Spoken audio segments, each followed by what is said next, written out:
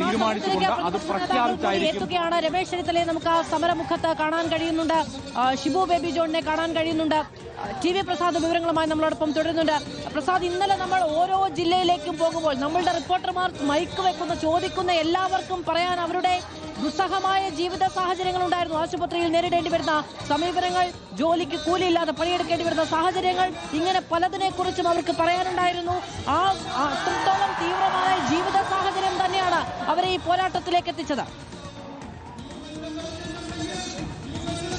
അത് തന്നെയാണ് മാധു. നമ്മൾ കഴിഞ്ഞ കുറേ നാളുകളായി നമ്മൾ ഇവരുടെ ബുദ്ധിമുട്ടുകളെ കുറിച്ച് അറിയുന്നുണ്ടായിരുന്നു. കഴിഞ്ഞ ദിവസമാണ് ഇവർ ഈ സമരം പ്രഖ്യാപിക്കുകയും ചെയ്തത്. പക്ഷേ സമരം പ്രഖ്യാപിക്കുന്നതിന്റെ എത്രയോ മുമ്പ് തന്നെ സർക്കാരിലും മാനേജ്മെന്റ് തലത്തിലും പലവിധ ചർച്ചകൾ നടത്തിയിട്ടും ഇവരുടെ കാര്യത്തിന് മാത്രം ഏറ്റവും അടിസ്ഥാനപരമായ ആവശ്യമാണ് അടിസ്ഥാന ശമ്പളം നൽകുക എന്നുള്ളത്. അതിൽ പോലും തീരുമാനമില്ലാത്ത ഘട്ടത്തിലാണ് അവർക്ക് ഇതുപോലെ തെരുവിലേക്ക് ഇറങ്ങേണ്ടി വന്നത്.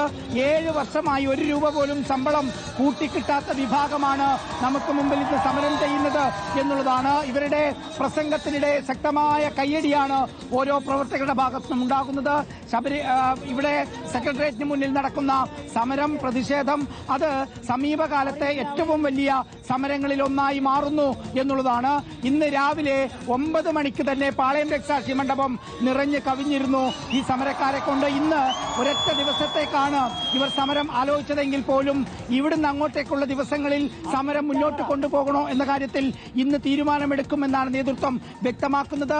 ഇവരിൽ തന്നെ 20,000 രൂപ പോലും 10,000 രൂപയും 12,000 രൂപയും ആ ശമ്പളം കിട്ടുന്നവരും ഈ കൂട്ടത്തിൽ ഉണ്ട്. അവർക്ക് പോലും ഈ ശമ്പളം കൂട്ടിക്കൊടുക്കാൻ തയ്യാറാവുന്നില്ല.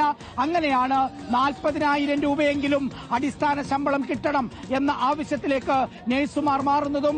UNA-യുടെ നേതൃത്വത്തിൽ കാസർഗോഡ് മുതൽ തിരുവനന്തപുരം വരെയുള്ള വലിയ സമരത്തിനാണ് തലസ്ഥാന നഗരി കാഴ്ചക്കാരാകുന്നത്. വലിയ സമരമാണ്. വലിയ തോതിലുള്ള ജനപങ്കാളിത്തം അവിടേക്ക് ഉണ്ടാവുകയാണ്.